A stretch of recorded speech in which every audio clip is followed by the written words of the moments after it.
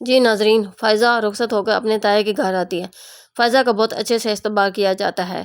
اسد کے والد فائزہ کو کہتے ہیں کہ اب یہ گھر تمہارے حوالے ہے، ساس تو تمہاری ہے نہیں، اس لیے جیسے مرضی کرو، اور اشر اور روحان کو بھابھی کی بات ماننے کا کہتے ہیں۔ کمرے میں اسد آتا ہے اور فائزہ سے حق مہر کی بات کرتا ہے۔ فائزہ کہتی ہے کہ ہر باپ اپنی بیٹی کی سکیورٹی چاہتا ہے، اس لیے انہوں نے مجھ سے پوچھا تھا۔ اسد کہتا ہے کہ ان کی بات اپنی جگہ، مگر ایک بیوی کو اپنے شوہر پر اعتماد ہونا چاہیے۔ اسد فائزہ کو بتاتا ہے کہ اس کو جھوٹ سے سخت نفرت ہے۔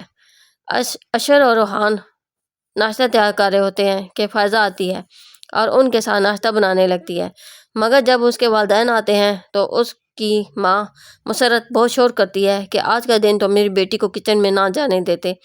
فائزہ ماں کو روم میں لے جا کر کہتی ہے کہ اگر آج سے شروع نہ کرتی تو پھر کبھی میں حکمرانی نہیں کر سکتی، اس لیے مجھے میرے گھر کو اپنی مرضی سے چلانے دیں۔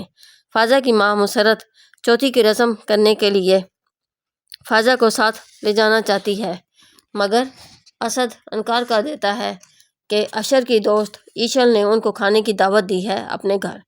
فائزہ کے والد حامد صاحب کہتے ہیں کہ ٹھیک ہے، رسم کل بھی ہو سکتی ہے۔